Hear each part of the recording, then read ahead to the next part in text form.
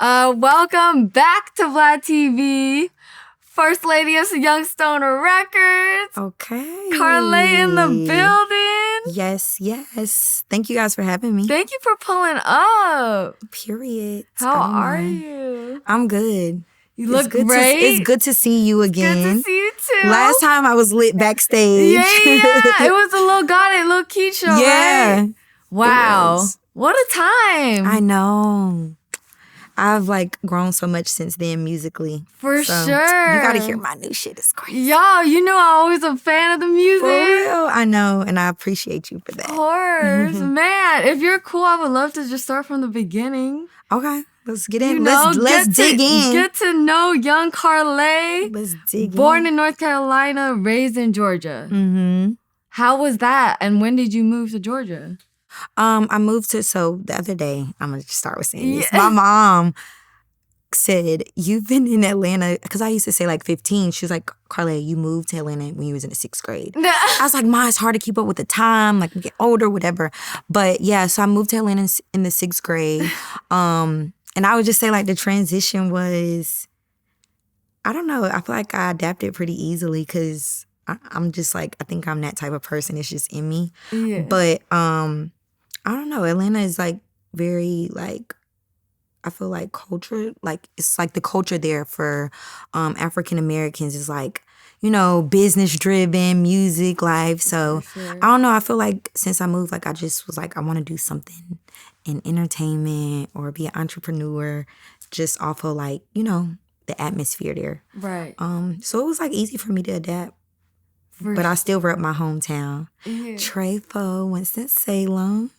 So I love it. Yeah. How does it feel? I feel like North Carolina, I don't know, there's a lot of artists that are coming out there now. Do you feel no. I know. They I know the baby. Yeah. And it's 2 other females. Oh, I'm so mad I can't remember their names, but they're dope. Okay. But it's a beautiful thing to see. Yeah.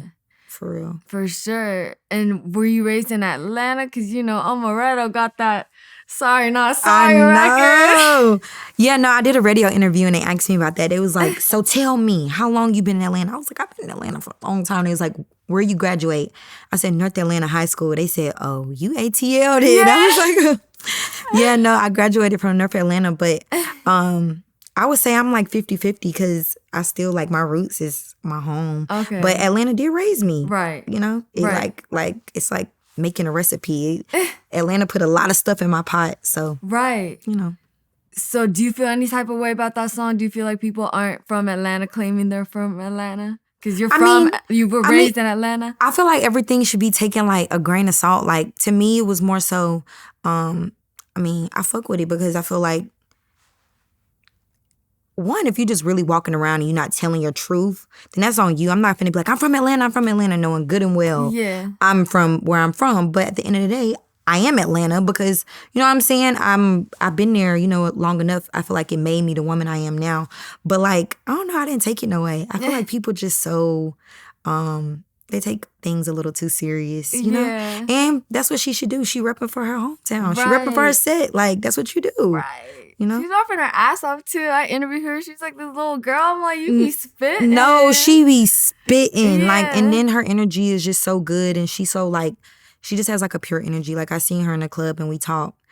And she gave me words of encouragement. Aww. I did the same with her. So I was just it's good to meet somebody who can just transform. You get on the song, you just bout that shit, popping your shit, straight confidence. And then she just so cool. For sure. So, I don't know. I guess that I ain't taking it away. For sure. And the Mulatto killed that remix. No, she did. I was that was an epic move right there. For sure. Yeah. For sure. Yeah, but anyways, talk about. I know your dad grew up in the funeral home business. Mm-hmm. Your mom helped manage you. Yes. Yeah, I grew up amongst the funeral home business, so I don't know. I think people are wait, what? Dead bodies, people funerals. I'm yes, it's different, but that was a part of my upbringing. I feel that makes you thick skin, low key. No, it does. It does. And I think more so than anything, I know how to deal with people. Just I feel I always can give words of of encouragement to people just because I seen like my family do it. And like, you know, at times when people was like in despair and just like going through it, I seen them just, you know, give people good words to lift them up. So it's crazy because I'm like, the way the universe is, everything led me up to what I'm doing now. And all of it, like, it mattered. Because it's like now I know how to, I meet people and they just like, wow, you're a breath of fresh air. Like, I'm just like, hey, I'm just trying to like be at me, you know? But yeah, my mom helped. Well, she manages me. She's been doing artist management for like over a decade for different artists and stuff. So it works. That's insane. Yeah, I'm family oriented. Like, I like to keep it in the family. Like, for sure. Yeah. Do you have siblings? Yes, I do. I do. How many? I have 3 siblings. Yeah. That's beautiful. Cause actually, the way you and Thug met was through your mom, cause she managed Young Scooter, right? Yeah. And he was they was like working on a record. And I ended up pulling up with her. And I met him that day, and like he was like cracking jokes and being silly and all that stuff. So that I like, well, we didn't hit it off then. But I see him again in Miami, and he was like, "You coming with me?" And I was like, and he was in my hotel. Like, I don't know, it was just like a crazy story. But yeah, that he was is. like, "You coming with me?" I was like, "No, I'm not." Like, what? I'm dead. So then after he left, like he was really charismatic. And after that, I was like, okay, I like a mutual friend we got. I was like, can you give me his number? No. I was like, can you give me his number? So we started being friends, and we were just like tight. From then, like on out, I was in the studio, and I feel like the whole time I was in the studio, I was like listening with this third ear that I got, and then now I'm an artist. Like, right. Yeah. Yo, because I think I remember you were doing You Ain't Slime Enough, and he was just like, you just like freestyle that shit. And he was like, that's crazy. Like, especially when I was like, these bitches ain't slimy enough. Everybody was like, Rika, you snapping. Like, what's up?